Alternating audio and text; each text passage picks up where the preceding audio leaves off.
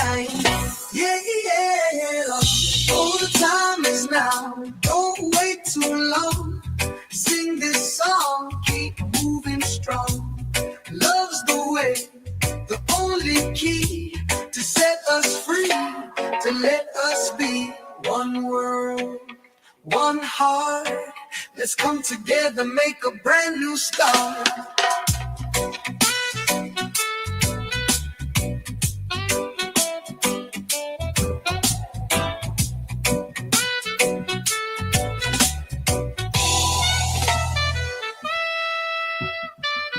One world, one heart.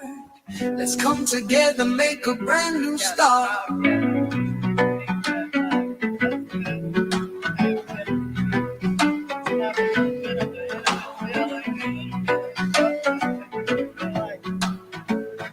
More freedom.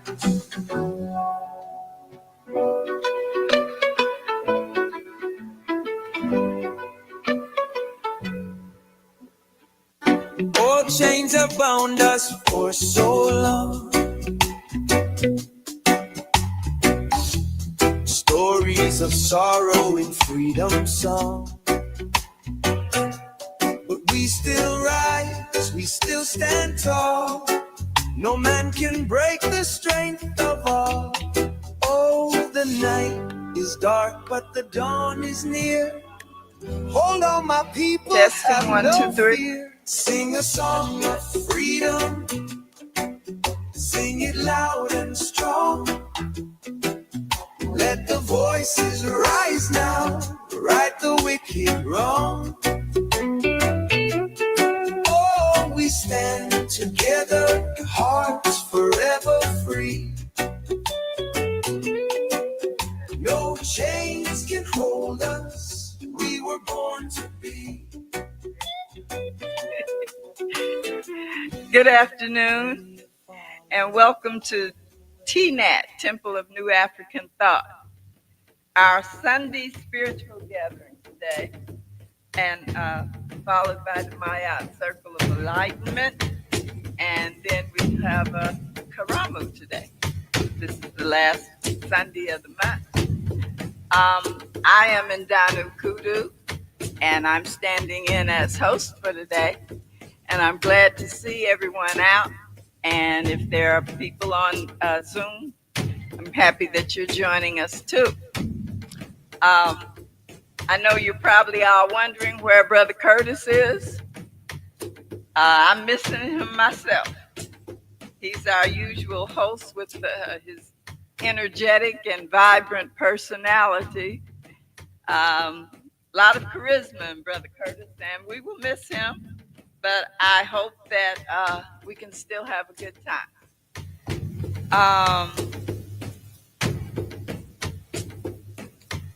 I usually start my morning with an affirmation, which goes something like, I am one with the Creator. I'm a good person. Light fills my being. I radiate good energy and thoughts. Divine Spirit of all there is, please fill me with your sacred presence. Open my heart and my being as I am ready to receive and give love, peace, harmony, truth, faith, justice, righteousness, balance, order, propriety, and reciprocity. And so it is. Now, if this affirmation feels like something that you can vibe with, that you can agree with, I would love it if you all would validate by just giving me a big ashe, amen, so it is. Okay. So, after we have invited the Creator and let the Creator know that we know that and understand that we are part of this universe and that we are here in an attempt to make this universe a better place. The thing we like to do is call upon our divine ancestors to come and join us spiritually because we know that we stand on their shoulders. If it wasn't for our ancestors struggling and surviving all that they had to go through, we would not be here today. So we love our ancestors, we appreciate them, and we show them the goodness and mercy that they extended toward us by surviving. And we always start that with a drum call. Brother Byron, can you give us some drumming? If anybody else knows to play the drum, want me to bring one over to you? We got some.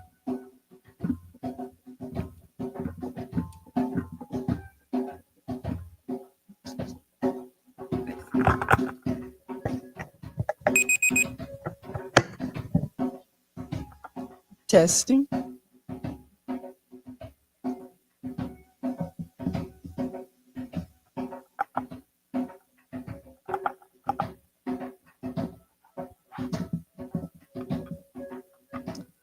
We can get in a meditative frame of mind and think of those ancestors from antiquity, those ancestors from our families, whose spirits we remember,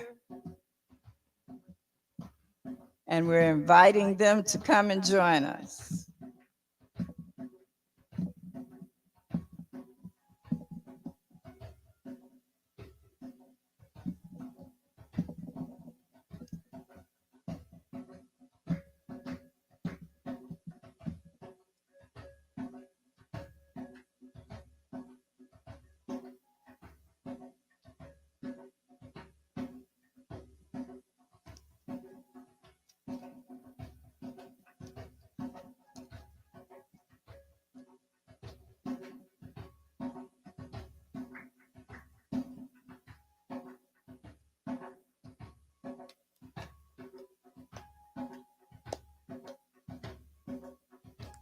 Due to the fact that March has been declared Women's History Month, I'm asking that we put a little bit of special emphasis on Black women, those who struggled, worked hard in all areas of life for us. At the time, they were doing it to make change. They suffered and went through a lot. And I know that their spirits are able to feel the disgust and the horror that's going on today. So we want to uplift them, let them know that we remember, that we care, that we appreciate all that they have done for us.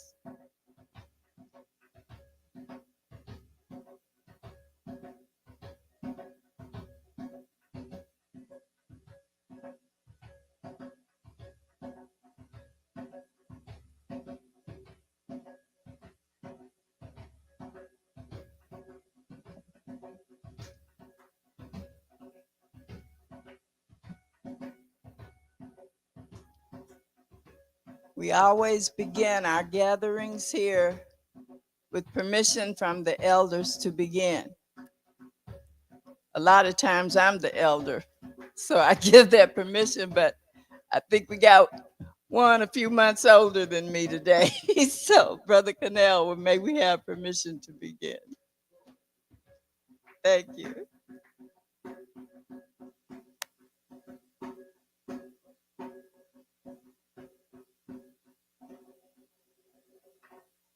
Thank you, Brother Brian.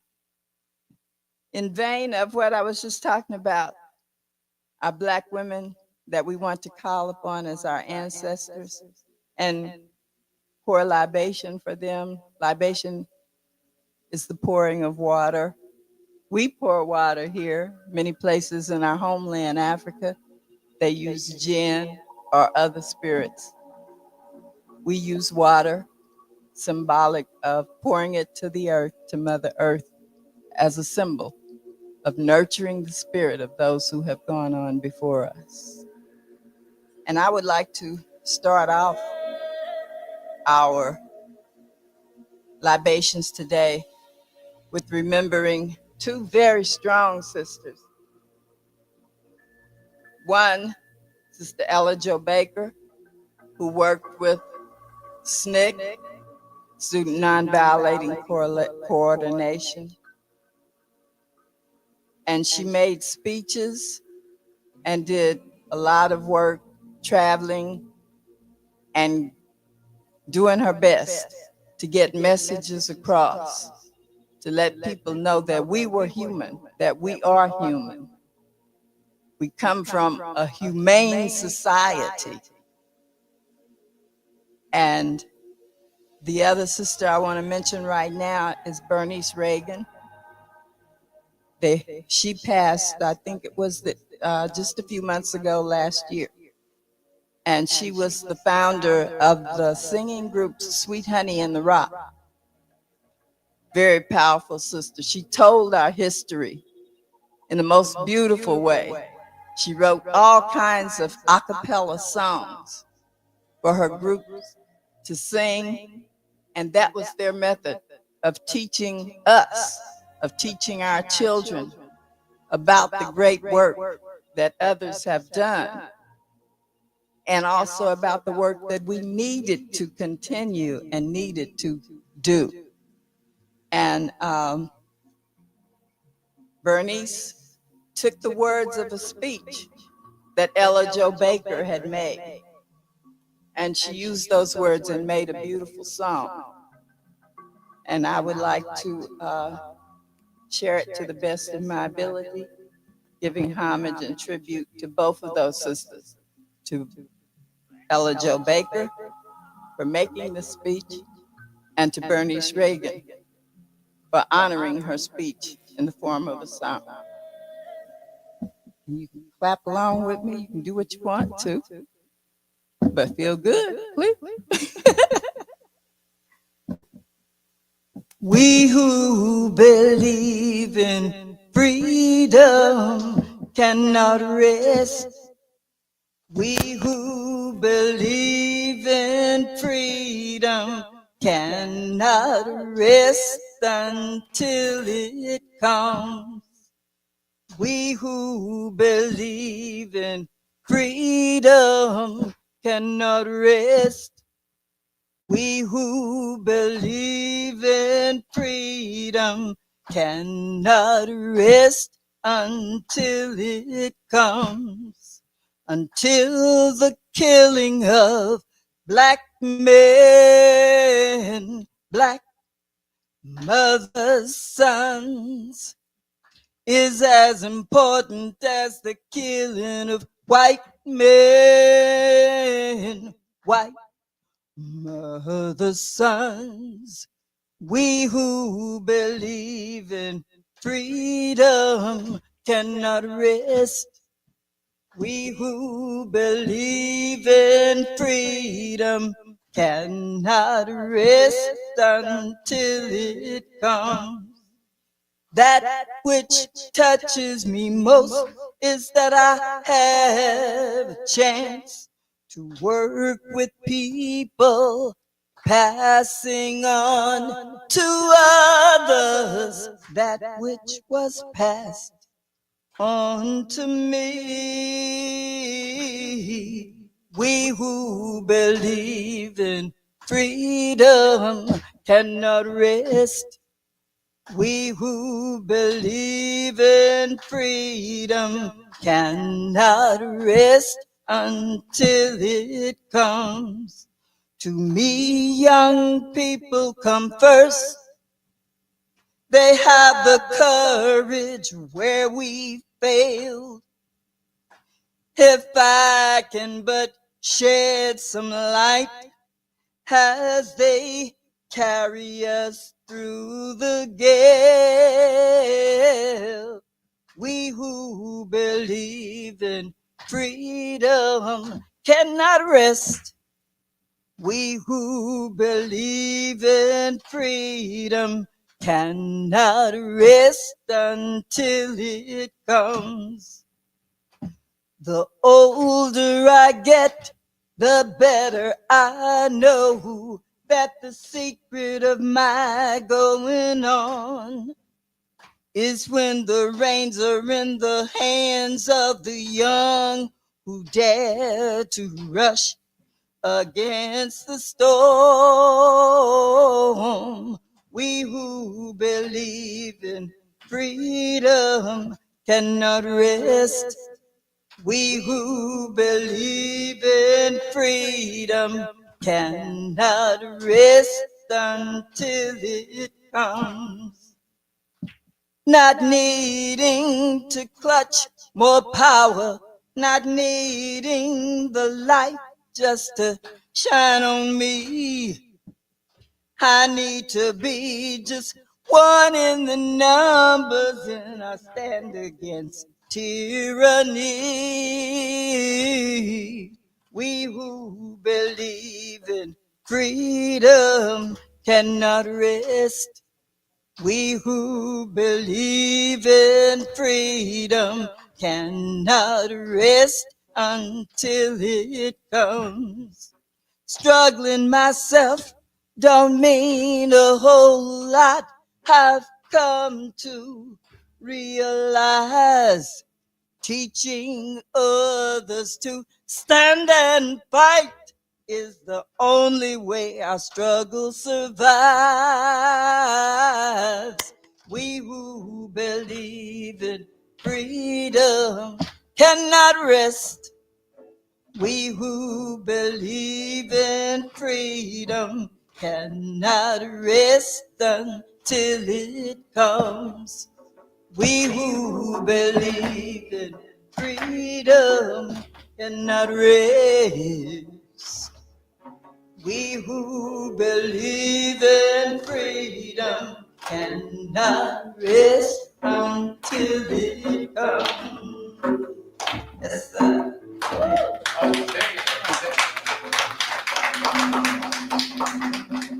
Now you call out the name. Bernice Reagan. Ella Jo Baker.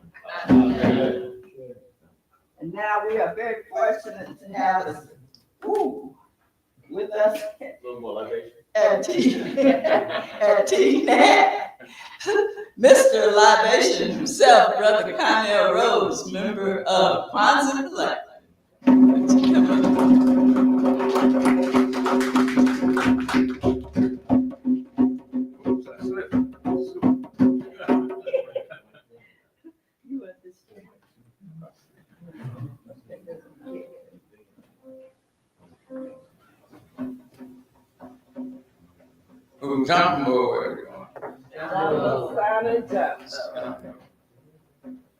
If you don't know where you're going, any road will lead you there.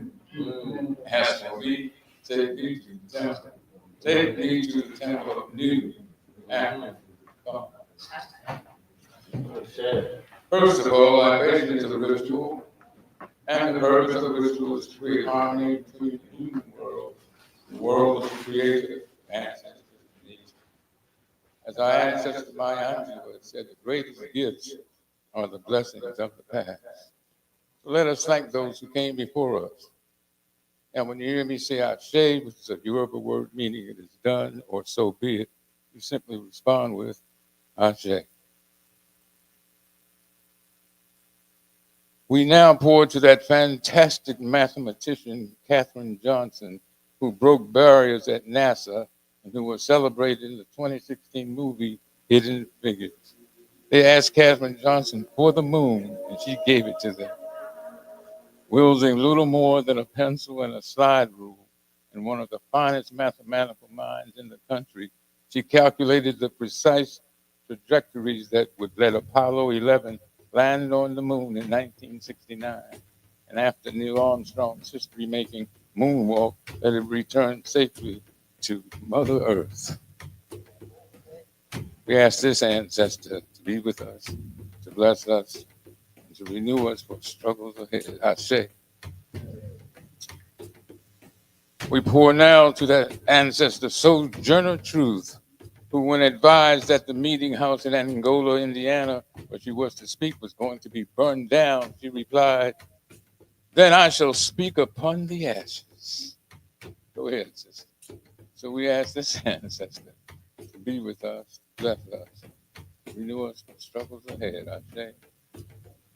We pour and thank the great journalist and activist from Trinidad and Tobago, Claudia Jones, who wrote "The Lady with the Lamp." The Statue of Liberty stands in New York Harbor. Her back is squarely turned on the United States of America. It's no wonder, considering what she would have to look upon. Past Holocaust. She would weep. She would weep if she had to face this way. So we ask this ancestor to be with us, to bless us, to renew us for struggles ahead, I say.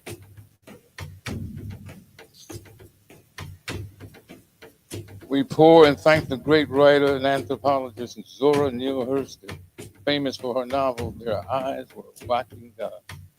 Someone asked Zora Neale Hurston, has she ever been discriminated against? She replied, "Sometimes I've been discriminated against, but it does not make me angry. It merely astonishes me. How can any deny themselves the pleasure of my company? I don't understand this." So we ask this brilliant ancestor to be with us, to bless us, and to renew us for the struggles ahead. Ashe, Ashe, Ashe. Asante San.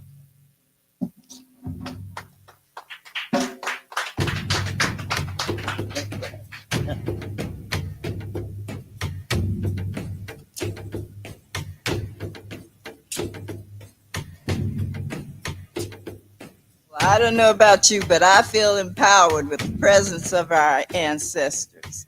I'm so proud and thankful that we have those people who had no idea about giving up. They wanted to live and they wanted to be free, and they struggled hard. That was part one of our libation. Part two, I want us to give honor to those in our own families or to those who have made a very special impact upon our lives. You got 2 seconds to think of who that person might be, because I brought a fresh pot of dirt out and I want you to plant the seed in their honor. And we're going to come back every Sunday and watch those seeds develop. Let's see how strong our faith is in them. Watch those seeds grow. So, 1, 2. Brother Conner, you want to start? Elder, you want to start? Go around that way.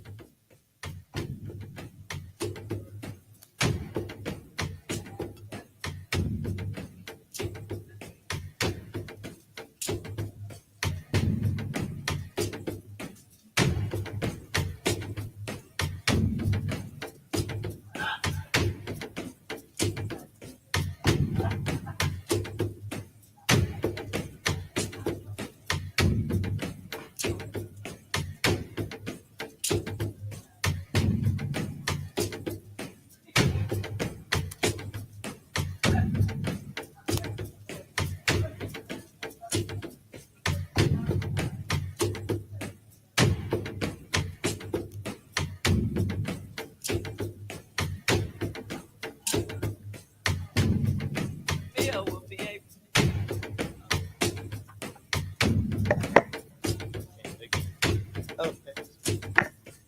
Okay.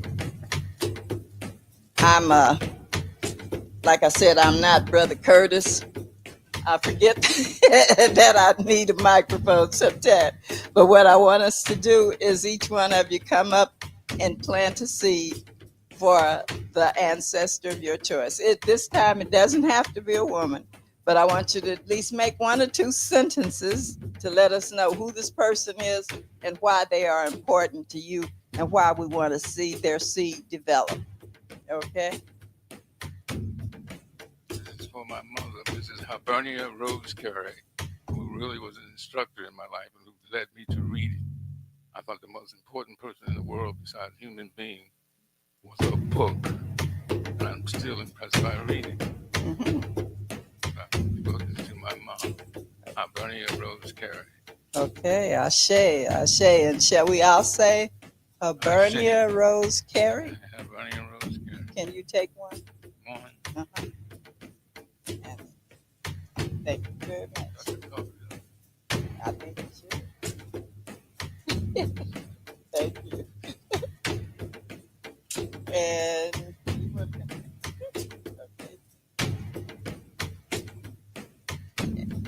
Peace. I would like to plant a seed for my mother, who's been deceased, transitioned, is an ancestor, going on 5 years now. Gloria Ann Day. She was the first teacher, and I said, Gloria Ann Day. Ashe. Thank you.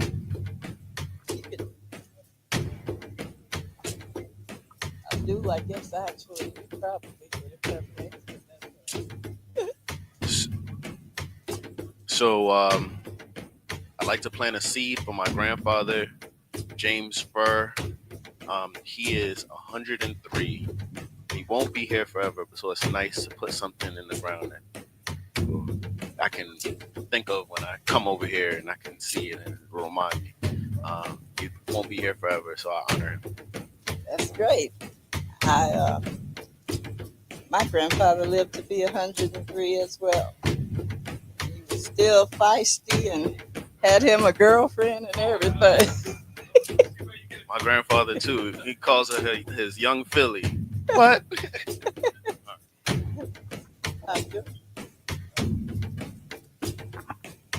Oh, give thanks, everybody. I bring to this ceremony my grandmother, Violet Mae Madison. We lovingly called her Lulu. And I love her for so many things, but one of the things that I certainly loved her for was that she showed me which side of the street I should walk on if I'm walking with a woman. Little details like that, she was always there for me to kind of send me. So give thanks, Violet. Ashe. Violet. Ashe. What was your, Brian, what was your? James Furr. Okay. Hello. Well, ancestors are deceased. He wanted to give one to, yeah. So, my grandmother, Frances Morris, she is her? sit in. Okay. Frances Morris. She was my best friend. She was there. I could talk to her about anything. She died when I was very young, about 9 years old. Oh. So I miss her a lot. I'm sure, but you still talk to her, huh? Yes. Okay. Frances Morris. Ashe. Thank you.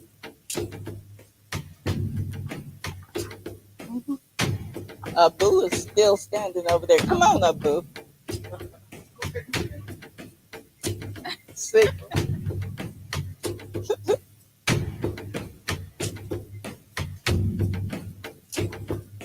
Thank you. Who I like to pay homage to is my maternal uncle and my spiritual teacher, Kabil Abdul-Manan. Biological name Warner Hill. He is responsible by God's grace for who I am today. Ashe. Ashe. Warner Hill. Yeah. Thank you. Oh, come on, young. I'd like to give respect to my honorable ancestors, Sarah Harriet Barnett, and my grandfather, Darren Barnett, because together they showed us compassion, love, and perseverance. I say. There's my mama and daddy, y'all. uh,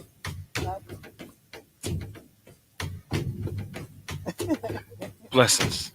All right, I like to give honor to my to both of my grandfathers who I've never met, but their legacy lives on, and both of my grandmothers who I have met. So it's Pauline Johnson and Eva Winkler, my grandmothers, Waverly Johnson and Preston Winkler, my grandfathers. Say those names again, please. Pauline and Waverly Johnson, and then Eva Winkler and Preston Winkler. Ashe. Either of you brothers want to join us?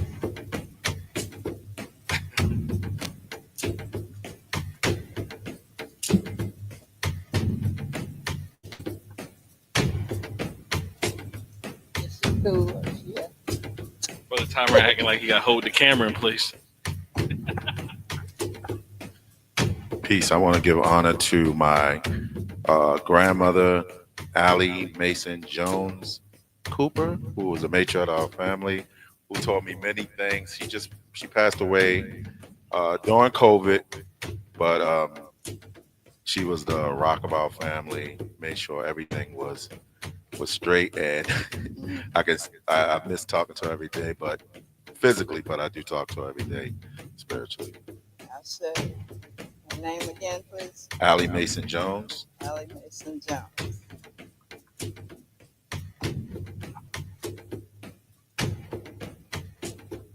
I like to plant the seed for my grandfather and grandmother, John Crosby and Mattie B. Crosby. John Crosby and Mattie B. Crosby. Ashe. Ashe.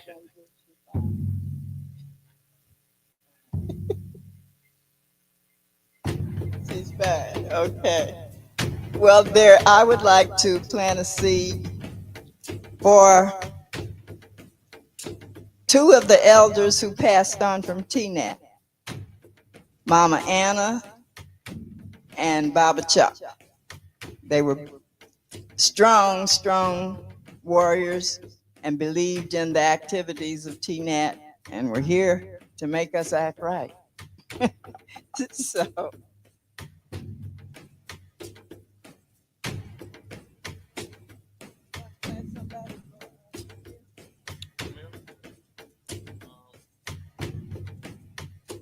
You said, do I want to say somebody for her? I'll say. Her former wife, Madeline Stevenson, her grandmother, who she loves, who raised her, who she honors, and taught her how to cook when she was a youngster. all right. Ashe. So, for all those members who are not here today, I'll put a seed in for them, and they can give it a name upon their return. Ashe. Oh, yes.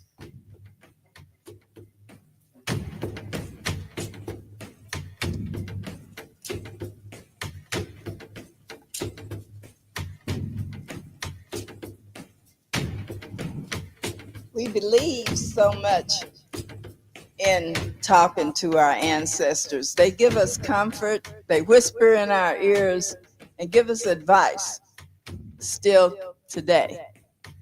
So, the next thing we usually do here at TNAT,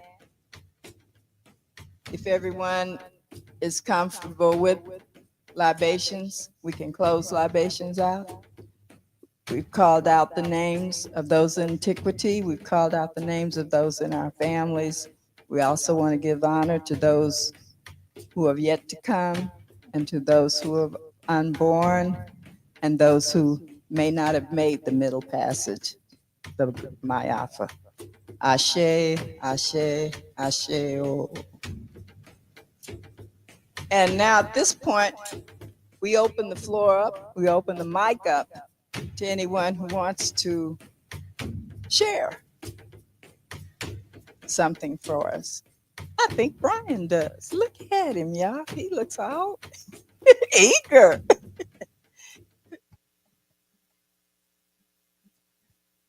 Got a mic stand. Brother Brian Furr. Okay.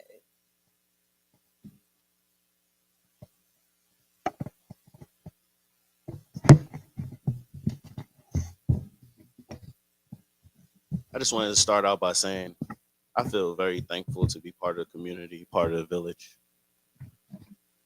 and I appreciate y'all.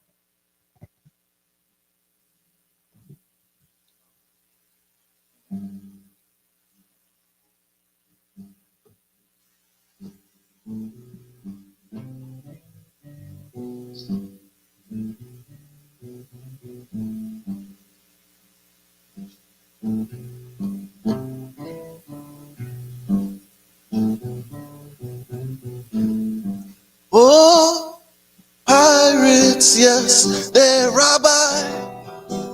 Stole life from the merchant ships.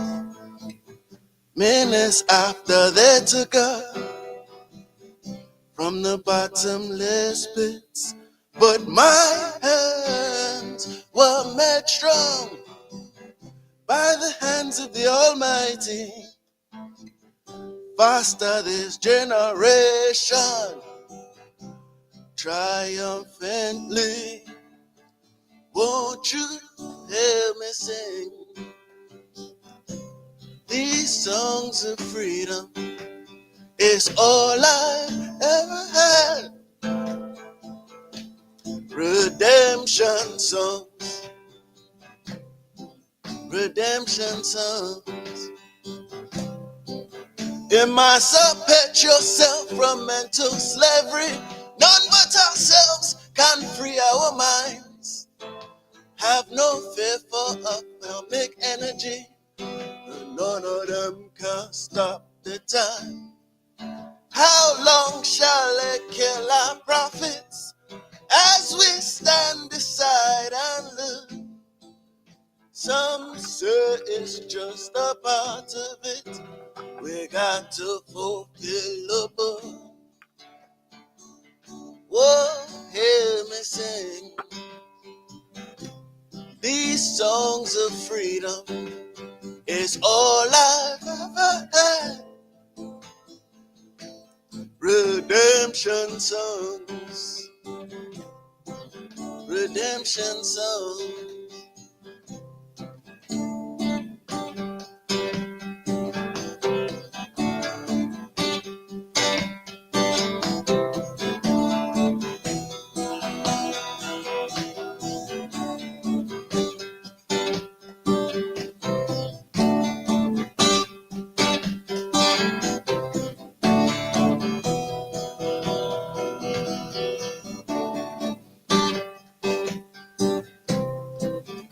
Whoa, pirates, yes, they're rabbi.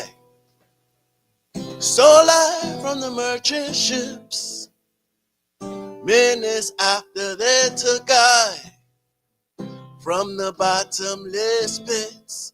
But my hands were made strong by the hands of the Almighty.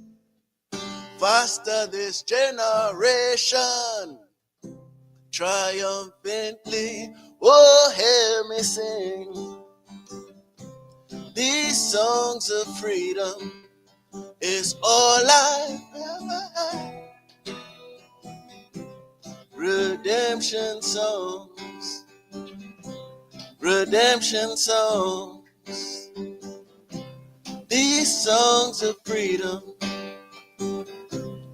these songs of freedom. Redemption songs.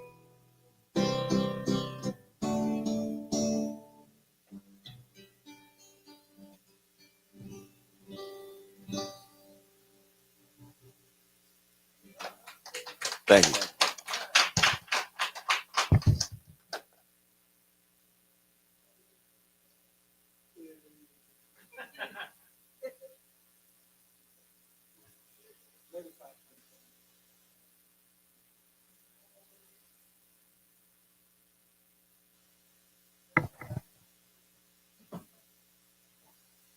like to recite a little piece, excuse me, called The Truth.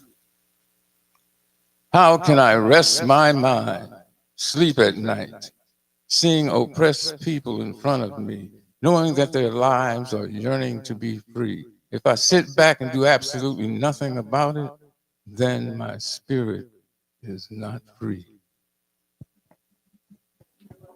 That's me. That's me.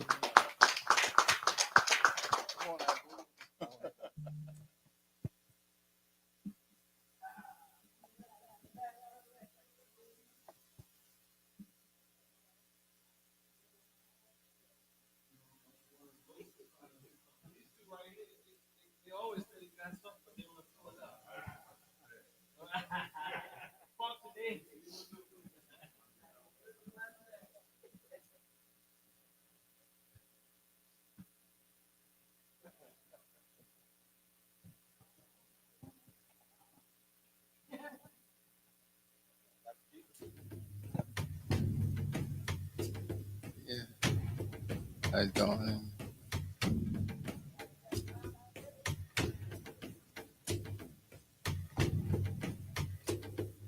You know, I always appreciate the meditative aspect and the physical movement of when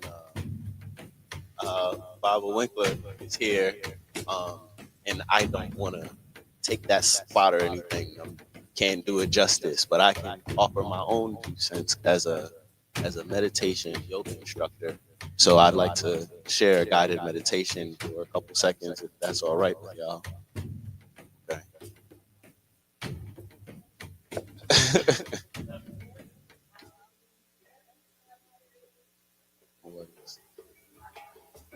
Yeah.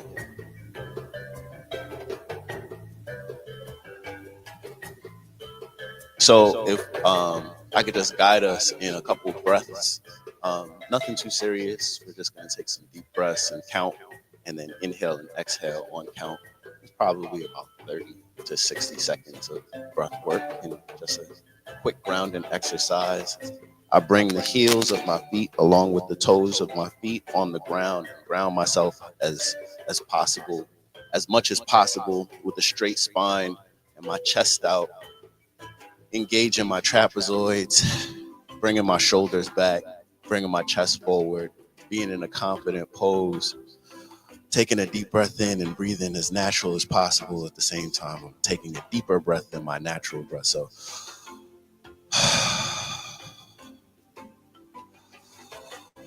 in and out.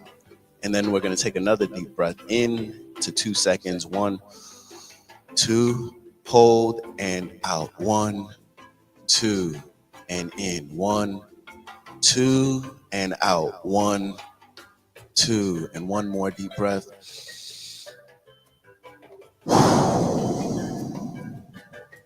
And then grounding us one last time with a deep breath of 3 counts to a sigh or release of any negative energy that maybe you're holding through the week, any tension in your body, any illness, allowing to relieve yourself of that. As you take that last exhale out, we're going to do 3 breaths, 3 seconds for 3 counts. 1, 2, 3.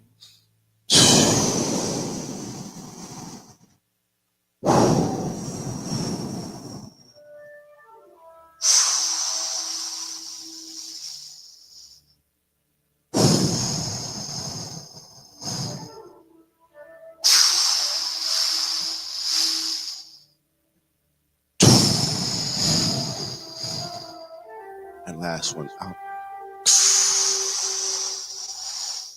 And release.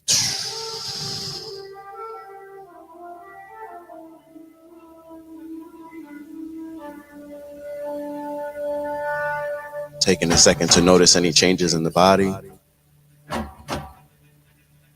Thanking God for a calm mind, calm spirit, being grounded. I appreciate y'all for allowing me to do that. Thank you very much. So, y'all just have plenty of time to look at me today, aren't y'all? Several weeks ago, I was excited because spring was here. Spring was coming. I'm a spring summer person. I was so happy to see the winter leaving. Got nothing against it, but would just rather have spring and summer. And I got all excited and called Minister Ausar and to sister. I don't know if you've met Minister Ausar. I don't see him. Where'd he go? Oh, he's hiding. But he's the minister, the doctor, the proprietor. He pulls us all together and tries to keep us on a straight path. But I said to him, you can take a rest one day and I can call the sisters together because it's Women's History Month. So we'll come together and we'll take care of the program for the last Sunday in the month. And lo and behold, nobody is hardly here but me and my daughter. Because the sister, I didn't know about her. I didn't know she was going to be here. So we're just going to have a very informal Mayat circle of enlightenment, which is what we call our circles when we sit down and the minister's not behind the pulpit giving us his jewels and pearls of wisdom. So what I'd like to do today is just let us all relax. Thank you for taking us into that meditative frame of mind. But I know there's so much on all of our minds right now, even though we may not want to admit it, because a lot of it is so hard to believe that we think this can't really be happening. But want to relax and think about the fact that this is the vernal equinox time, and it is spring. So hopefully things are going to get better for us.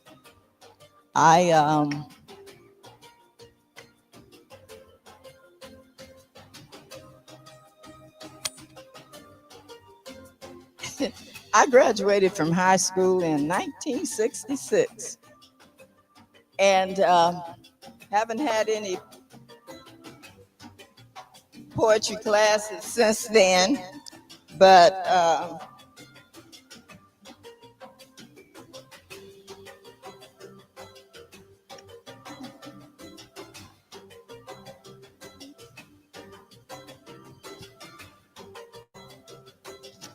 excuse me, just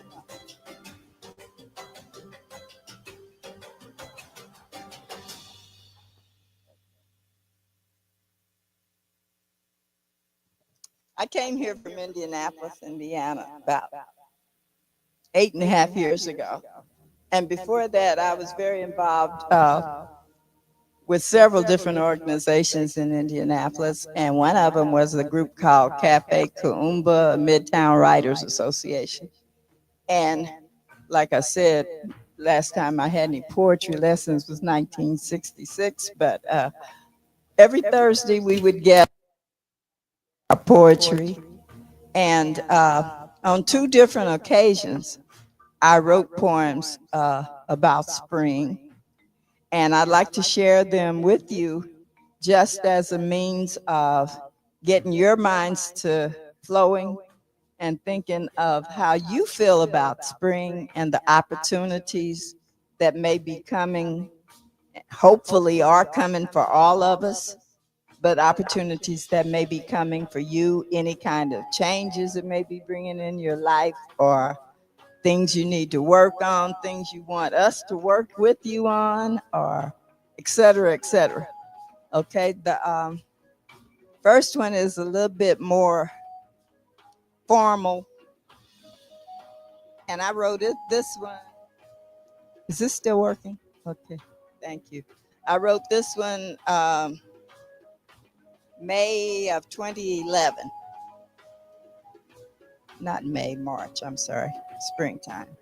Let's honor the vernal equinox, stepping into spring. The spring season signifies it's time for our lives to change. The equinox doesn't even allow nature to remain the same. The word spring does not mean take a gentle step, nor an easy bounce. You may have to fall back or bend down low, then pounce. Mother Earth opens up to shield new seeds for germination. Animals that were asleep awaken and come out of hibernation. Excitement and joy, a chance for the old to become new. Rejoicing, Mother Nature emerges, spreading her variety of hues. It's like she gets inspired and pulls a blank canvas from winter's frost. Then she pants like an African kente weaver, creating a new cloth. Year after year, I watch, amazed, as all kinds of barren trees seemingly spring into life, sprouting blossoms and new leaves. Spring also indicates a time for house and mind to be cleaned, an opportunity to organize, analyze, and clarify hopes and dreams. Spring into action and knock down the cobwebs. Shake off the rugs. Sprinkle some Florida water. Give yourself a great big hug. Work on cleaning the physical and spiritual temples. Ridding of old clutter should help make life simpler. Please give your body and your brain plenty of exercise. Rise early, meditate, read, open and see with all of your eyes. Baptize your thoughts and words. Cultivate your heart and mind. Plant seeds of love. Be patient and let them grow like a vine. Listen to your inner voice. Hear your own revelations. Be excited. Get your hopes up. Raise your expectations. Though some people say they refuse to believe that miracles do exist, creation presents spring and the other seasons as examples of this. Let us honor this vernal equinox by loving hard and studying truth. Perhaps by spring's end, blessed growth shall be our own proof. The equinox assures that the universe is created consistently and precisely. Can't we discipline ourselves and adhere to nature's example and advice? That's for me. So I hope that can, thank you. Old school poetry. They spitting like today's poets, but I hope that can give you some thought, on growing, planting, anything that comes to your mind.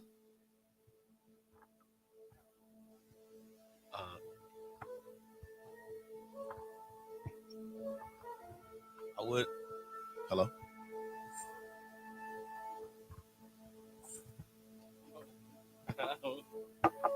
Test. You said it's not spitting like today's post, but it's hitting.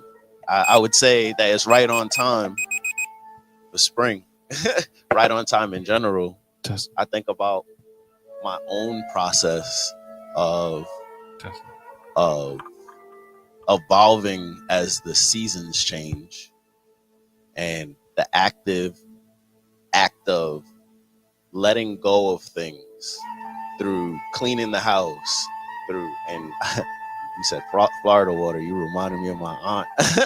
Yeah, she.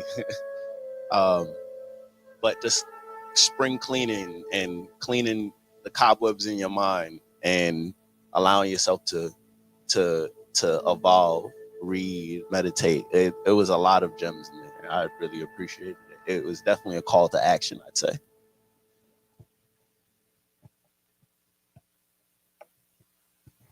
Spring reminds me of good feelings, coldness, brightness. When you mentioned the equinox, vernal equinox, I thought it was on Coltrane. One of his great songs. It starts off with that bass. Boom, boom, boom, boom, boom, boom, boom, da da da, da da da, da da da, da da da, da da da, da da da da, boom, boom, boom. Great song. First time I ever heard anybody sing Coltrane. But I appreciate it. I appreciate it. Yes, yes. Reminds me of another song by Rudolph. Spring again, and birds are on the wing again, and people start to sing again, and people fall in love. That's right. Conjure Collective, y'all. Let's go.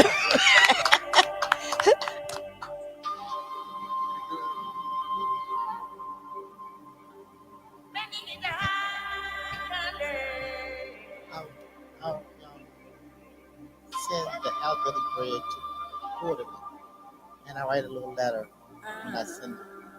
I wrote a letter about spring. Can you hold the mic closer to you? I send the elderly bread out to people quarterly, group of people, and every time I send a letter, send the elderly bread. I send a letter out with it. So I was thinking about spring. I can't tell you everything the letter said, but I was saying spring brings things back. You know, we lose the flowers. When spring comes, everything returns. The birds return, the flowers return, the sun, the bulbs on the trees return. Yeah. There's a returning, of things that we lose during the winter. So that's the book that I had. Testing. Can y'all hear me? Yeah. So it wouldn't be me if it wasn't me, right? I like to say when I think about spring and I think about all the like let's think about fermentation, right? Well, let's think about even the winter, right? Because me growing up, my father always taught me that there's no good or bad, there's no negative or positive, none of these type of things. So when I think about it, even that winter, that fall, I think once we begin to lift that up as a necessary part, a necessary process, is a part of what brings that life in spring, then we'll have this balanced approach to life. But lots of times we often live for spring and then we have to suffer through the rest of the year, not knowing that the rest of the year prepares us for this beautiful spring. Yeah. And in fact, the beauty is also in the winter. But sometimes when we walk, and I walk, I think about when the leaves are on the trees, I can appreciate it. But I also appreciate when the leaves aren't on the trees, when they're bare, but the trees are still there. That's a bar. Okay. But yeah, so I appreciate the yin and yang, the mayat, the balance, the harmony, the order, and right. understand Right. that, but also when I think about spring, I think about my allergies. And but the problem is my allergies all year, so the winter comes with its own set. Oh, wow. Yeah. So yeah. Okay. Okay. Something I recently learned in regards to thinking about the seasons in general, but more so spring, is that the winter is the time that we are to appreciate because we're supposed to be resting, we're supposed to be planning, we're supposed to be preparing for the new. And the spring is that opportunity to bring those ideas, those goals into fruition. And then summer is that time where we really get to see what we have brought about. So, they a lot of us put pressure on ourselves at the beginning of the year with those New Year resolutions. And it's like, you don't have to feel like, you got to go into the gym that first day. You got to start losing those 20 pounds, that first week. But rather, you can spend those first few months really thinking about what's going to lead me to successfully get into that gym. What will take place once I'm in the gym? What's going to cause me to want to stay on path for my goals? And then start pacing it out. All right, now I'm in the gym. Now, spring will be here in a few months. Let's say for these first few months, I'm only going to focus on the first 5 pounds, and then you just slowly progress on and on until you ultimately reach that goal. But yeah, winter use that for resting. And I use it for resting because I can nap. It's nice and dark. I just close my eyes, and then the spring goes when we reawake and we get back on track and really allow ourselves that time to move fully into the summer and etc. Well, Sante, that's good advice. Good way of thinking about it. I agree. I agree. Even though I still look forward to spring and summer. And as far as you getting those few hours of deep sleep, let's ask Zara about is she gonna agree with that? Do you agree? You gonna sing? Say hi. Say hi. Okay. And I think another thing about spring, especially this year, in view of all this going along, is that it's a great opportunity to plant seeds, to plant our own gardens. And with what's happening now, it sounds like that's a great idea because they're sounding like food's gonna be extremely expensive and all that. So I had a list. I had some lists to pass out. I'll look for them in a moment of different foods that are supposed to help particular organs of the body or particular illnesses and stuff. So I want to be sure and pass that around to everybody. Um, and I had another sister who was going to come and talk to us about, give us some tips on planting our own gardens, but that's one of the things that didn't come through. So, but we stay up and forward on. Yes. Does anybody in the group have a green thumb? Just wondering. You do? I have a question, if you don't mind me asking, right? So, I have aspirations for a garden. I've always had aspirations to be a guy with a green thumb, but my office plants, they wither away because, maybe I'm not habit stacking in that way. But this year, you talk to them. I play guitar to them. I talk to them. Look, I need to create new patterns to get new results. You know what I mean? So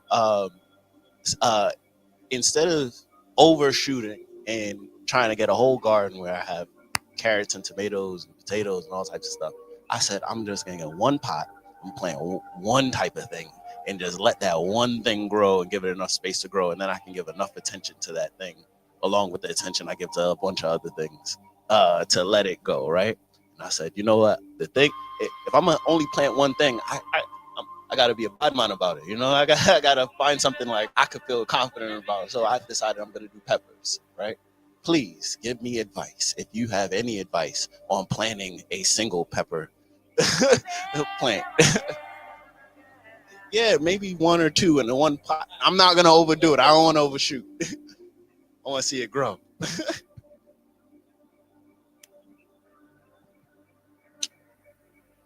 I'm trying to think about my grandfather. He's from the islands, so he had a garden out. He was a biologist too, so I'm kind of recollecting what he taught me. It's like you start with one seed, a few seeds in a pot, because not all of them going to germinate. You know what I'm saying? So maybe 2 or 3 seeds in a pot. See what comes up. Start small. You'll see it grow and grow. Make sure you water it. Give it sunlight. Sunlight is important. Heat. Definitely needs heat. Yeah, so it's basic. It's simple. You know what I mean? Water, soil, light. Like I said, talk to it too, man. It's an organism. It's a living thing. So that's what I would do. Simple. You are. Yeah, start small. So we've done our gardens here. One thing I do know, like my wife, to add on to what Brother Chris is saying, she's from Jamaica and she's from they farmed. Now I'm just trying to give you something that I noticed. Yeah, I'm talking about you. So my wife does really good with a garden or farming, but she struggles with the plants in the house. So I do want to say that it doesn't always equate. You know, I mean, I struggle with the plants in the house too, but we've done gardening and farming type of thing with like Bob Chris is saying, nature also almost does its thing in a sense, right? But in the house, you got to do a lot of nurturing. Yeah, so but that doesn't mean you don't have to protect your plants on the outside against bugs and rodents, including rabbits and squirrels and rats and mice and all these type of things. You have to do those things, but nature does its thing. You know, you can water it, you can do all those type of things.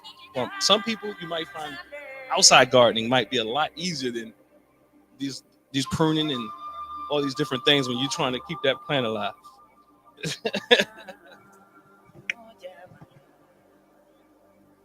Real quick, I will say this. I would say you brought up a good plant to start with as far as something to eat. Peppers are kind of easy to grow and take care of. You don't have to you can mind them, but they'll mind themselves. I will say don't get caught up. Like if you want to see something grow and see your success, but you had a little bit of space, like okra is a good thing. Okra is gonna grow. It's gonna come up there. You're gonna see that grow. You know. Greens is another one that grows pretty good. You know, like I said, you're on the right path, brother. You know. Kale and collards will grow in the wintertime, even outside.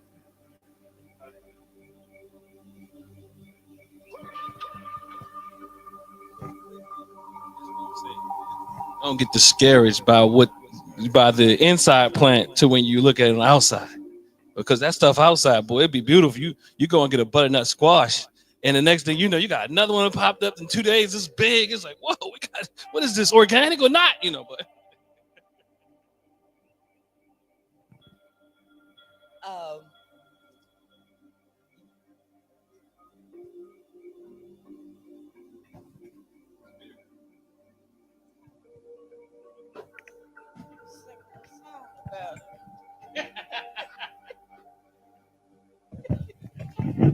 Thank you, my brother. All right. So this is a song that I wrote many years ago, and I had intended it to be for a female vocalist. So you're going to end up getting my baritone version. You just have to imagine that it's about an octave higher. But it actually has a lot to do with what you guys are talking about. I know that it makes you feel good when you're walking in the rays of the sun. I know that it makes you feel good when you're outside having fun. I know that it makes you feel good when you're walking in the rays of the sun. I know that it makes you feel good when you're outside having fun. Spring has turned to summer, and there's a feel-good vibration in the air. Lots of joy and laughter, and you realize that people really do care for one another. So sun is high, yes, the sun is high. Rise on the rise, rise on the rise. Yes, it is the natural high, shining on your third eye. Da, da, da, da. I know that it makes you feel good when you're walking in the rays of the sun. I know it makes you feel good when you're outside having fun. I know that it makes you feel good when you're walking in the rays of the sun. I know that it makes you feel good when you're outside having fun.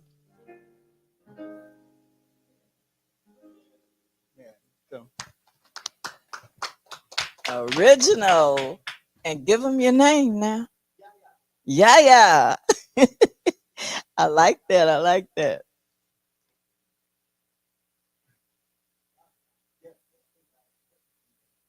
Mhm. Well, Sister Sika mentioned resolutions and how a lot of times we start resolutions uh, New Year's, and I've heard that usually people start make that resolution in New Year's, and within 3 or 4 weeks, they've let them die. They've forgotten all about them. So I think if we take spring then as a revival and come up with those resolutions again and work a little bit more seriously, maybe it's easier to get it done if the weather's not so cold. And there were 3 questions I wanted to ask us. I don't know if you want to answer them out loud or what, but one is, I'm just going to read all 3 of them. And then if anybody wants to respond, that'd be great. What ways do you want to grow in this next year? What kind of person do you want to become? That's number 2. That's number 2. And number 3, what do you want people to think when they see you coming?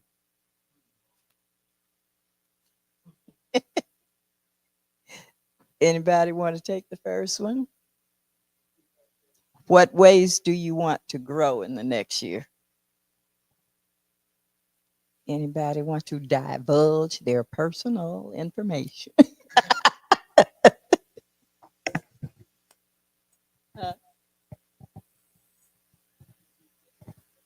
At 77, I just want to continue to search for the truth. That's all. Just searching for the truth. Love, searching for the truth. That's it. 77.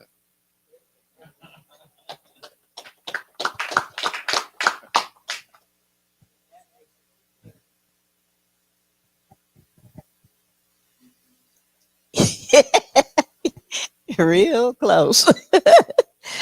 But people always assume that when you're an elder, when you're old, you're supposed to be wise and knowledgeable in so many ways. But I tell you, each day I figure out, oh, there's something I don't know. You learn every day that there's a whole lot more out there to learn. That's right. That's right. You gonna say something? I was passing the mic, but I don't mind. I want to be more patient. I want to be more tolerant. I want to be less reactive. And everything's on a scale. I think that I do well, but not in every situation. And I own that in a way to say, I could grow in that space. And that's what I would like to be more calm and patient. And I work on some things. I meditate and I journal and I do a variety of things to calm myself and woosah. But there's always more to do. Yeah, because it's a growing process. And you have daughters, you have children. Yeah. So I'm sure that that's where most of my my focus is. Being more graceful, more patient, less reactive. Sounds good. Give thanks, brother. I went through a long period of doing that, and for some reason in 2025, it could be because of all of the recent events, I'm trying to rekindle my assertiveness and aggressiveness, but in a constructive way. I don't even know exactly what that looks like. But when people show contention or, I'm saying, is it okay? I mean, like the whole forgiving thing. I think there's more to humanity. I think humanity calls us to have some degree of response to people. Sometimes it doesn't necessarily have to be, in a violent manner, but it could be in a manner that makes it clear, that I am a free person, and that you cannot just control me and do to me and behave toward me any kind of way you want to. So I think that's what I'm trying to do in 2025. It sounds like you're speaking about creating more boundaries. Okay, shoot. Okay, you like being assertive and yeah, okay. Not necessarily, some of the things you might think of when you think about stuff in the news, but I'm saying that there are all sorts of ways that we can respond to things, but do so in a constructive way, in a way that protects me. Yeah.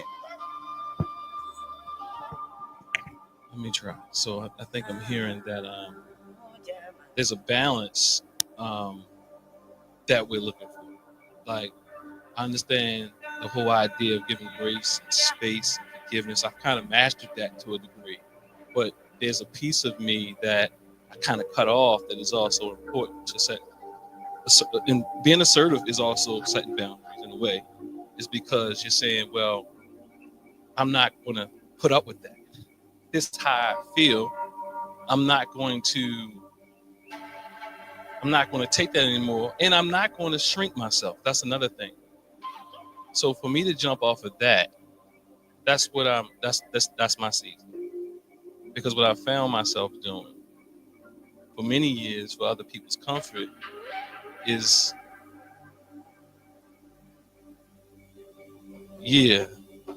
and for their comfort, but the reality is they take their comfort they can't even see the brilliance because of that. Yeah, I'm gonna continue. And the thing is, because what happens is like, so I agree. I can feel you. I can relate to that because I've been very assertive. I'm very straightforward and assertive, always that. But there's levels to it. Like, so when I say you, like, sometimes people think they there with you, but you give them a handicap and then they disrespect it. So anyway, so that's what I'm doing. And I'm not going to apologize. That's what I'm doing. I'm not going to apologize for the gifts that I've received, and when everybody else can flaunt theirs around.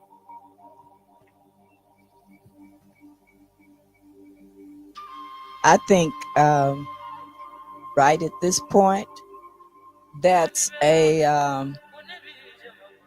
it's a strong decision to make, because so many people are wondering how much they can say, how aggressive they can really be and not get in trouble, not mess up for themselves. People losing their jobs so easily, and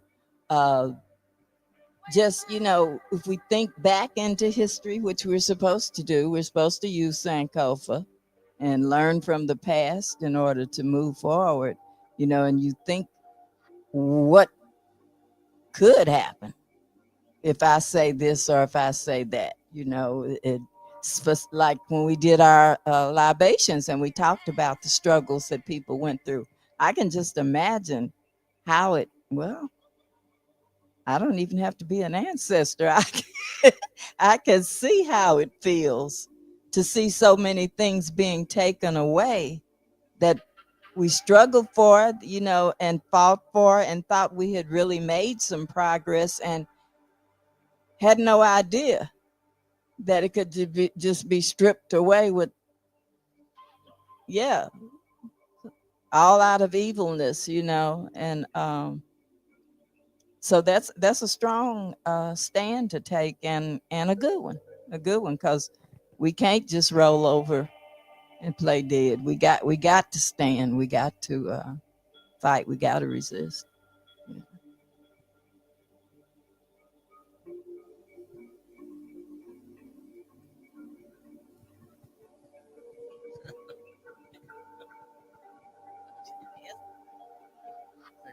I think it was the late Gore Vidal who called the United States of amnesia. They keep repeating the same stuff. Reconstruction. They passed all these laws, except for 40 acres in the mule.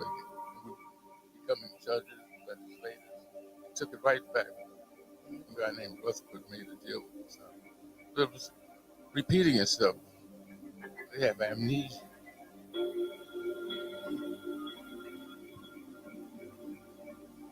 So,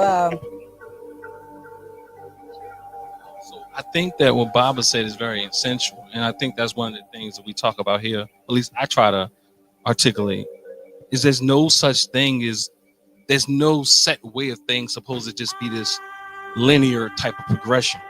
In fact, when we're talking about the seasons right now, right, and we're talking about seasons, and seasons always they cycle, and I think that if we don't realize that this thing is a season, we're missing the point when we're talking about the season.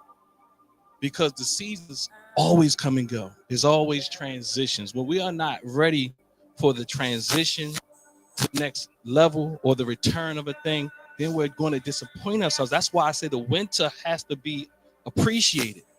Because until we appreciate the winter, we can't even appreciate the time we in now because we're so worried about getting back to the spring. And the problem is our harvest is not going to be as good as it can be because we're not necessarily tilling the field. We're not planting the properties, not doing the right time when it's fall or winter or what have you.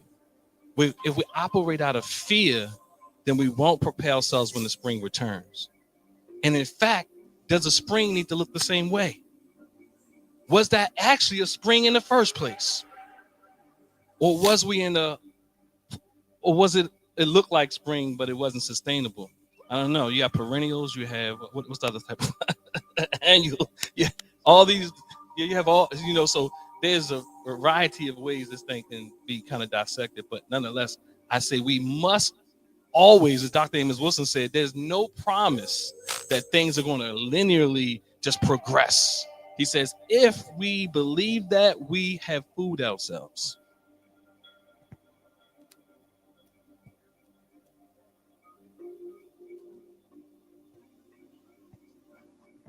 Empires are hard to give up. The United States is an empire. People don't want to admit it, but it is an empire. Imperialists running other countries. They want to control Israel, Gaza, because of the war, because of the anti-Arab emotions. Imperialism. We don't like to look at it that way, but it is. I think W.E. Du Bois said that in 1956. He wouldn't vote for anybody. He said he wouldn't vote for the lesser of two evils. He was voting for one evil. Democratic Party, both the same. Both corporations work for the corporate world. What you want to do? Gil Scott Hearns in Winter in America.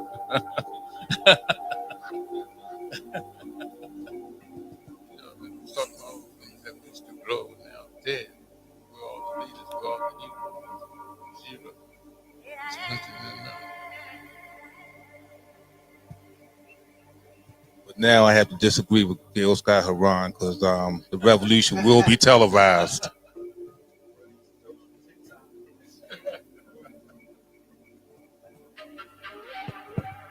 He also said that common sense was at an all-time low with heavy trading. So hold up. I was saying, hold up. Abu is about to say something. Hold up. Abu Jamal is about to say something. The first thing he did was disagree with an ancestor. Is that what? He held out 5 weeks to disagree. We see. Okay, you're going to keep us in check, all right?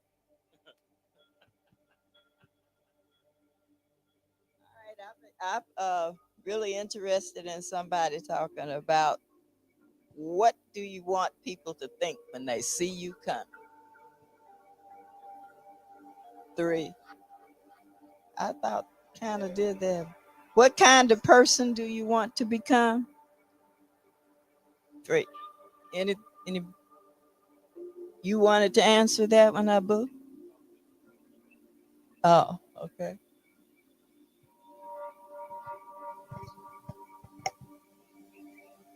In my value system,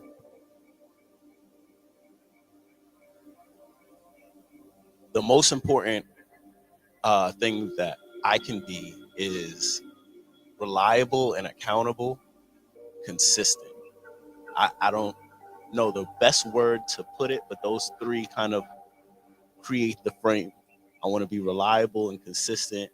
I want you to know what I say is what I mean, and what I mean is what I say, and what I do is along with my actions, and my actions are along with my thoughts, and that all aligns with who I am, and I'm not holding my cards and I'm being me. Something that was brought up, or at least something that came up in me as the conversation was progressing, was being at my highest self, not minimizing myself. Because I realized that when I play the role of what I think someone else wants me to be, I'm not happy because I'm not my authentic self. And even if I find success, it's not true success because there's not that component of happiness because I'm somebody I don't want to be. So I'd rather be who I want to be. And people disagree with me. You can talk about me. You can say whatever you want. But when I find happiness, I know it's there for me because it's internal. It's through my authentic self. So being integral in who I say I want to be, being that person, living through those principles, and that's also indifferent of circumstance, because as we talk about seasons and it being cyclical, there's always going to be the highs and the lows, the winter and the fall versus the summer and the spring. But I want to be consistent through all seasons, and say that and be that. That was a long-winded answer. Could you tell us what you mean by consistent through all seasons? I think Dr. Sika said something very pivotal earlier. I just want to know how you can tie that back.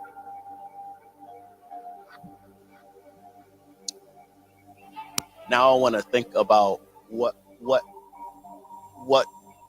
was mentioned. Were you saying when America is winter? Is winter in America? Was that what was the quote? So earlier she spoke about the this Dr. Sika. Right? So okay. So what I was saying, what she was saying earlier is this idea that many times we think. In other words, I'm going to put it a little in what is it called? Just regular language. We think we have to be on all the time, but there's seasons. You know, being a part of being a person who's been trained in nature therapy, there's this idea that the bears go in, the leaves fall off the trees, the she's, as Dr. Sika said, it creates the winter overcast even creates a blanket to rest, but we feel like we have to be moving all the time. Sometimes we don't even appreciate, another way of looking at it, we don't appreciate the stoplights when we're at the stoplight, you know, so that type of thing. So what I'd say with that is, like, it's not hard to move when you're moving in your nature, though. Like, a tree doesn't exert more energy even when in each season a tree will show up different, but it's not a different thing. So in the tree's nature, I'm just conceptualizing. In the trees, if you're living in your nature, you're not exerting additional energy. So for me personally, I'm gonna tell you something about me. I've been a street performer when I was a kid. I started playing guitar when I was 8. Playing guitar is sometimes more natural and fluent than if I'm speaking, because I'm not overthinking it. I'm just being. So I could sit literally all day and play guitar, and somebody else, that same act will exert a bunch of mental energy and physical energy, and their hands will be tired. And I've built up the fortitude, or I have become like, I'm not being something unauthentic. My authentic self is being. So it's effortless. So sometimes I think workaholics get a bad rap, right? Because from an outside perspective, someone may say, well, you spent 6 to 8 hours doing that thing or reading that book or researching, right? But in actuality, for that person, they might be in a flow state. They might be enjoying what they're doing to the extent that it's like better than Netflix. It's better than anything they could be doing, exerting energy. I'm something else about me. I'm a runner, right? And I've gotten to a place where I've gotten into a flow state of running. So that tends to happen really. I mean, there's versions of it, but the ultimate flow state of running for me is about like 16 miles. So for somebody else to even think about getting to 16 miles, it's a lot. But for me, I'm like, that's where I start to get into my flow. So it you gotta measure your what is strenuous based on what your nature is. So as I say, a tree in the winter is just doing what a tree does in the winter, and it's consistently a tree. So I want, when I say consistent, I'm not saying I'm not gonna look different times at different forms. I show up to a board meeting, I'll wear a suit. When I show up here, I'm gonna wear my Luba Rende, whatever that looks like. You know, I'm gonna show up how I want to show up, to be confident in who I want to be in each setting, because I'm multidimensional. You know, I flow however I need to flow. I'm not gonna be stagnant, but I'm gonna be consistent. Beautiful. I think what I'm hearing from that is that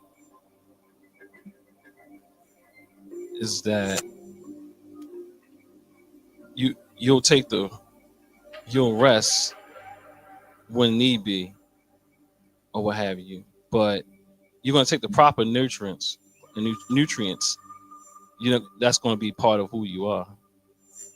So you're not going to negate that part. Well, but I'm also hearing though that perhaps, you know, one thing that's sticking out to me. I think sometimes, like when I'm here, I've been reading a lot. I've been really reading a lot on this idea of giftedness, right? And multiple giftednesses and all these type of things, right? And it sounds like there's a gift there, right? Now, what I realized though is sometimes it does require. And I'm not saying you don't, but just to consider, it does require balance when you're working with other people, though. Not to forgo who you are, but sometimes if you're in a relationship, like for example, because I'm similar in different ways. I'll be the opposite of what you just said. I'm in my natural flow when I'm studying, researching, when I'm talking. Even I'm not going that thing right there. You just said to pick on that right there. What send me crazy?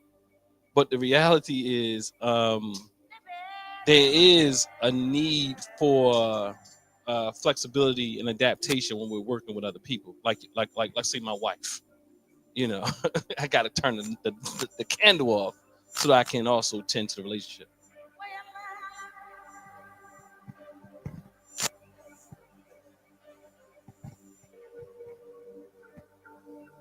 Say thank you all so much for this space.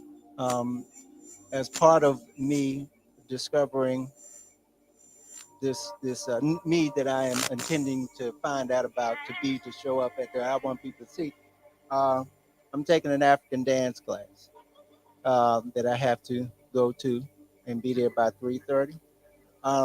But I will give you all more information about that. Part of my intention when I came into this year, not really looking at it as a new year, but it just happened to be the time that I started thinking about it, was expanding my social circles and into more culturally things that resonated with me culturally. And so I'm so grateful to be here. I will be returning with some consistency, and I'll see y'all next time.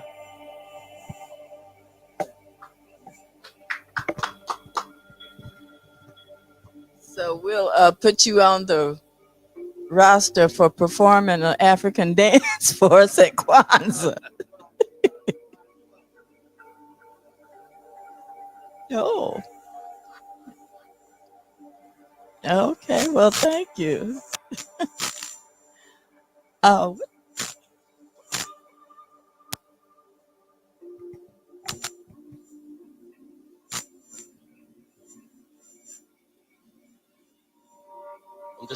I just want to be thoughtful of how I'm phrasing this.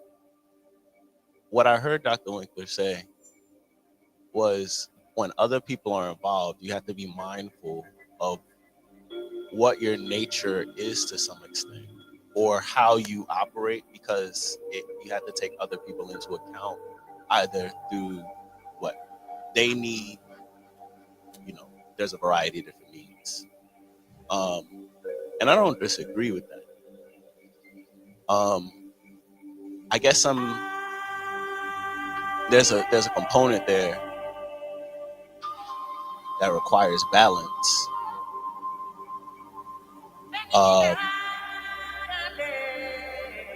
And so I'm not disagreeing. I guess I'm just trying to reframe or better understand.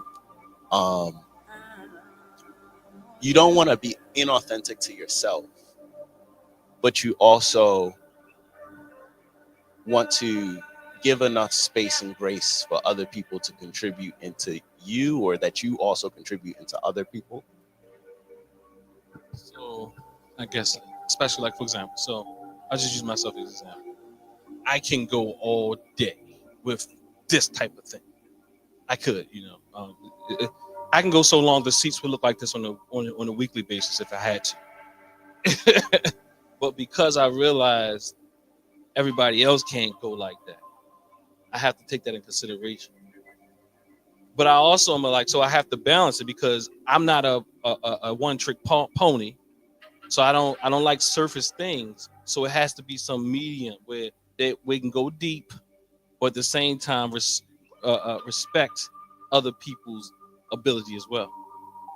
So everybody has differences. So if I'm a philosopher, if I'm a poet, or someone who sings and sews, if I'm doing that all day and not taking consideration, or okay, give you a perfect example. Who's the one who's saying, "Oh, Baltimore"? Nina Simone.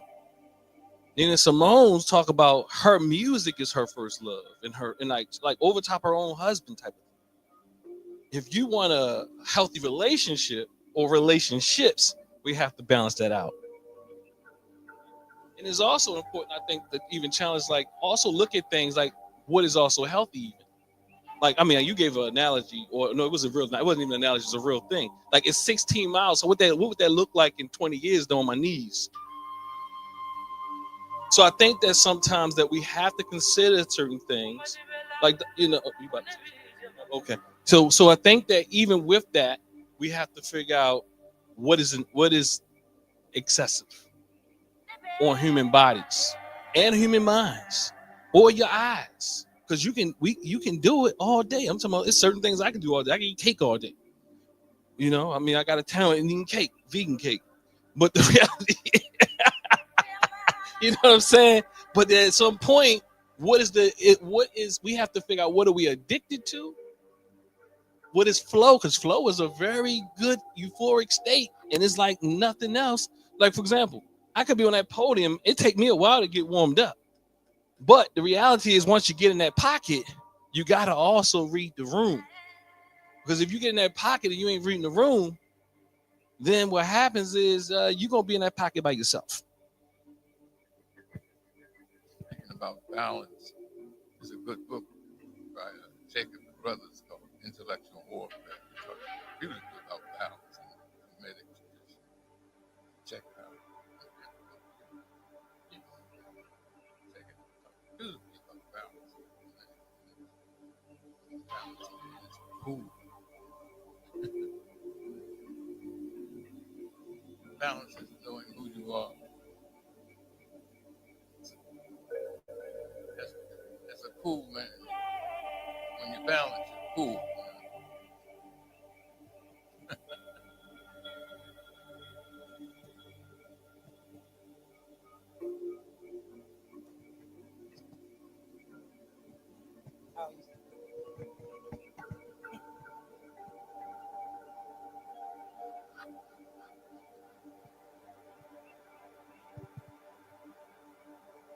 Oh, okay.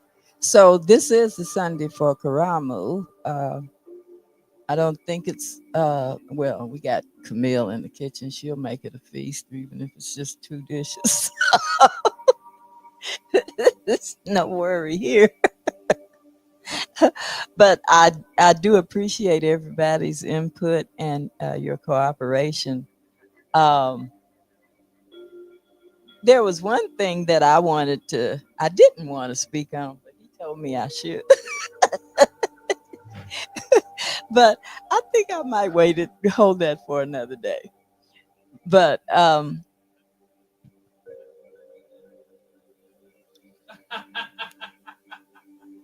okay, I'll just give you the taste of it, and you can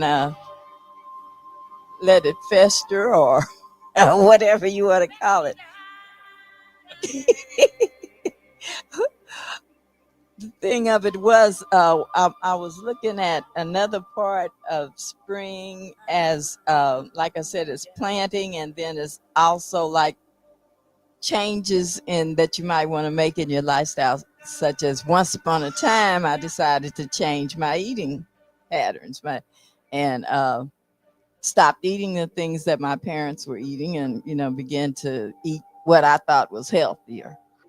Gave up meat and et cetera, things of that nature. And one of the reasons for doing that was to try to end what they call them generational curses, or to bring an end to the legacy, because both of my parents, as they got older, their health went south.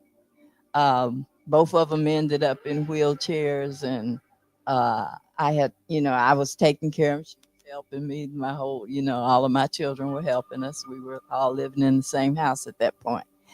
And with me changing my eating habits and et cetera, I thought for sure that I would avoid all of that, that I would be 99 and still going to the club if I wanted to. But here I am now, and I'm realizing, or I've been told, that I have no cartilage left in my knees, and I have to go get knee replacements. And I'm like, I thought I avoided that. I thought I was putting a stop to it. So that had me almost telling him, and did tell my daughter, and she said, "Now I'll talk to Minister Ausar about it." I said that I didn't want to come and do this conversation because I felt like I was being hypocritical, in as much as the things that I want to believe, the things that I do believe should be the answers, I wasn't exhibiting them. My reality was not expressing my beliefs. Um, I still have faith. And like I said, I think I said earlier, I do believe in miracles. I think that they still can happen. But in saying that, things that we don't, or things that we believe or say we believe should be the reality, don't always turn out to be the reality for us as individuals. It may be for somebody else. But when it doesn't happen to you as an individual, you feel a certain kind of way. And like I said, sometimes when people say something now about, well, I wouldn't eat that, I just be quiet. Because what I have decided is that I don't eat meat because I don't want to eat meat.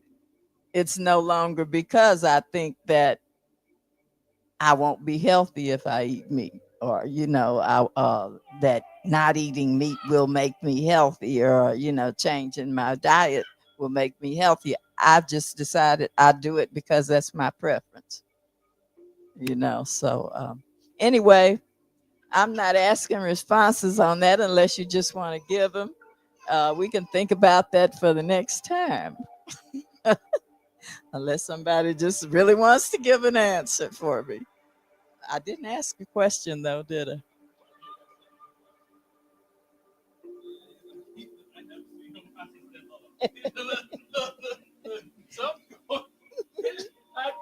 I mean, he always got to come back. It's like, Yeah, automatic. yeah. I mean, I got something I can say.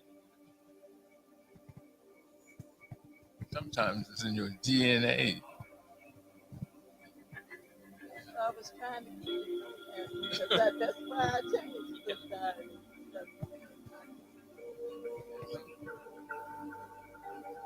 Gets cancer, they never smoke again.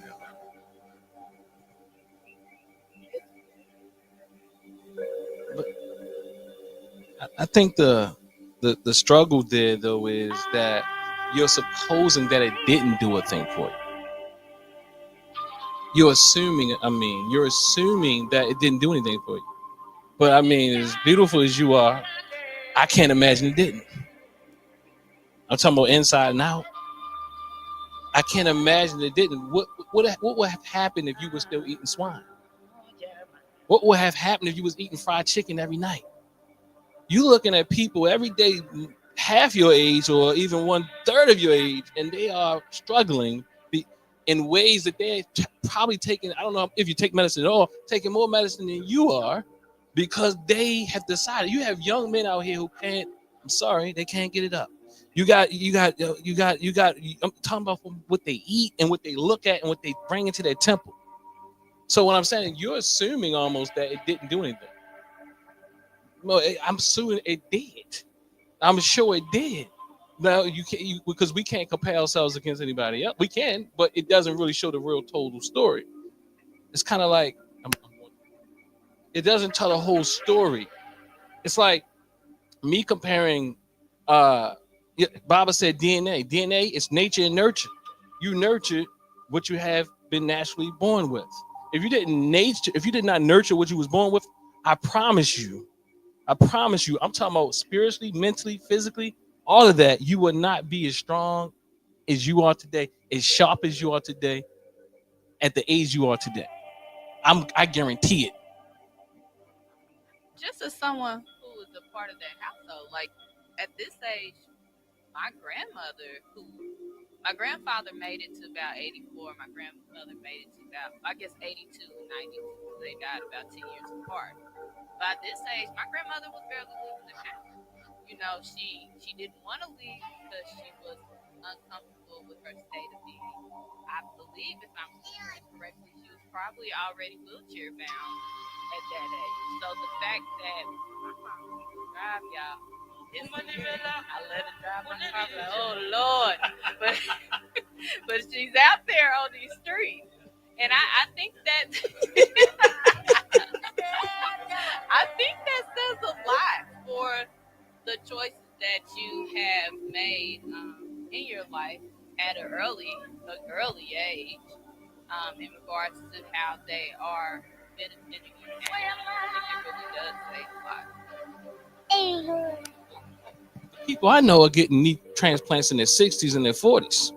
I mean, their 50s and 60s. Yeah, they ain't trying to still figure it out in their 70s, mid 70s. Over now you close. You said you gave the number, so over 75. So I'm sorry, did I get the number? The other thing I would add is, you know, I don't know how your choices evolved from when you first made that decision, but so much new information is constantly made available to us, and to the extent that you had access to all of that, you was able to vet all of that and apply it in a way that you felt like would further enhance the decisions that you made. I think that's all a part of the journey too. There's so much new information that, from, you know, when you were in your 20s and saying not eating meat to now, oh, we're not going to eat meat, but we're also going to do this in combination. Or, yeah, we're not eating meat, but we can't do soy products anymore. We just realized that, you know, I think it's just so much new data now that it also will ultimately reflect the decisions that we continue to make. Quick. And another thing to tie back to Brother Fur. See, and it ain't got to do with what you eating. You can eat all you want to eat. You can run and dance. And the balance piece is important, because a lot of us, when we get into our flow, we dance and run. And, you know, as much as my father told me do not run, and I was young, I still wanted to run, but he did stick. So I don't run, because I also, it's funny because I already knew that I was doing K when I would be on his one knee so much that it would be bothered at some point. So my father said, "Don't run, don't do this, don't do that." So that's what I'm saying. So it's even us overdoing things, our own passions. If you are doing African dance out in the concrete, or you are like whatever you doing, I'm certain you did it for the look. But what I'm saying, you said she did. So you know, so you did it wherever, and you did it with all the energy. You know what I mean? So yeah. So there's lessons to be learned and passed on. That was my point. Can I say something quick back here? The other thing is also, I spoke with my grandmother about this as well. We were talking about this when she was living. Other thing is that we are not eating the same foods. The food is not the same as when we were younger, when you were younger. Even when I was younger, the food is not the same. So we're eating something totally different. Every day they're trying to come up with something scientific to give you these nutrients that's been already there for you, push you away from the natural nutrients to some bottle of nutrients or something like that. So my family, my grandmother's, I knew my great grandmother's uncle. He was born when he was in slavery, and when I'm telling you, he was 100-something, still working, whatever. He ate, and I'm not encouraging this, but he ate what he ate, because when what he had to eat was any only thing that was offered. So he ate pork, he ate this, he ate that, but he didn't eat pork that we eat in the day. You know what I'm saying? He didn't eat beef that we eat in the day. He didn't even eat vegetables that we're eating today. So that's a different thing as well. I wanted to mention, I think that there's a compounding effect of positive habits also. So making the choice of being conscious about your diet 20 years ago. I don't remember if you said 20 years ago or in your 20s. I don't want to say it wrong, but in your 20s. Oh, that's even more compounding interest that goes on top of that, because I'd say how can I say this? Sometimes the consistency we take for granted, how consistency over a long period of time bypasses if you have a health scare, or if you have hypertension or diabetes or different things, and then you try to reverse it and get healthy. And that's I'm thankful because my father, he was always very active and always encouraged me to be active. So he'd wake up at 5 a.m. and go jog 2 miles and then come home and then make a good breakfast and do those things. So because I saw the repetition of that, I personally want to go and do that. And then I have peers who are my same age, and we were about the same. Well, we used to run track together or whatever in high school, and we're at very different points because I just continued the habit over a long period of time. And they might be getting into the gym, and I always say, do what works for you. Start small, start what makes sense for you. Don't do what somebody else is doing, because you don't know what it took for them to get there and how they got to that point or what their experiences are. So be kind to yourself and allow yourself the process. But I think the compounding effect of it is that you do it over a long period of time, and you don't even know, you can't even really take tally of all of the things that didn't happen because you did those things, that you didn't have to go and turn it around. Yeah, I hear that. I feel that.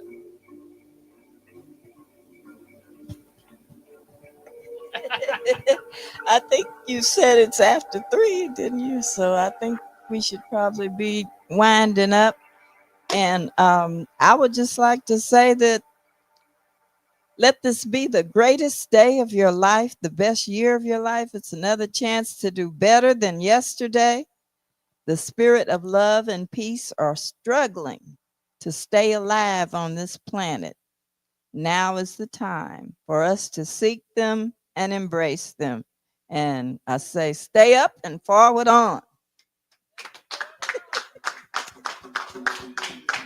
We end our sessions with Harambe's 7. Let's pull together as long as we can, as hard as we can, till we know that Black people will be free. 1, 2, 3. Harambe, Harambe, Harambe, Harambe, Harambe, Harambe, Harambe.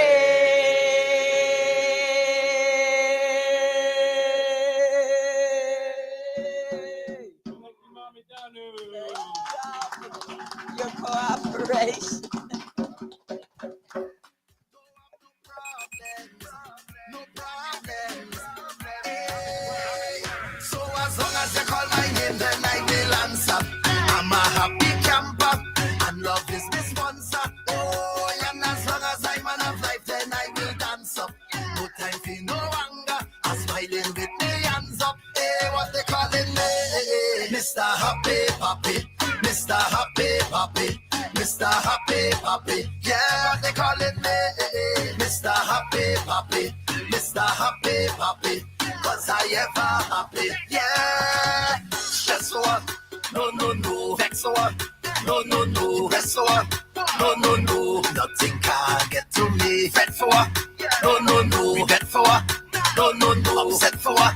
No, no, no. Nothing can get to me. Problems, I don't have no problems. And yes, to that I face, I let the Almighty solve them. Life too sweet, I can't complain. The only constant is the change, and we go touch the road again. So as long as you call my name, then I will answer. I'm a happy camper, and love is my sponsor. Oh, and as long as I'm man of life, then I will dance up. No time for no anger, I'm smiling with my hands up. Hey, what they calling me? Mr. Happy Papi, Mr. Happy Papi, Mr. Happy Papi. Yeah, what they calling me? Mr. Happy Papi, Mr. Happy Papi. Cause I ever happy. Yeah. Fight for what? No, no, no. Fight for what? No, no, no, no. Ignite for what? No, no, no. Nothing can get to me. Fight for what? No, no, no. Life for what? No, no, no, no. None of them can take my peace. Them can't take my power.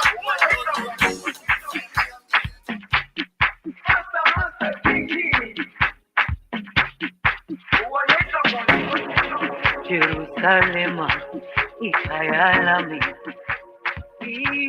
ilondoloze, uhambe nami, zungangishilana.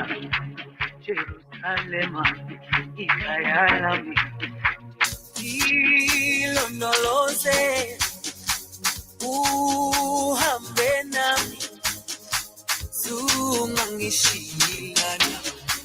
Dawo yami ayikholana, buso wami awukholana. Ilondoloze, zuhambe nami. Dawo yami ayikholana, buso wami awukholana.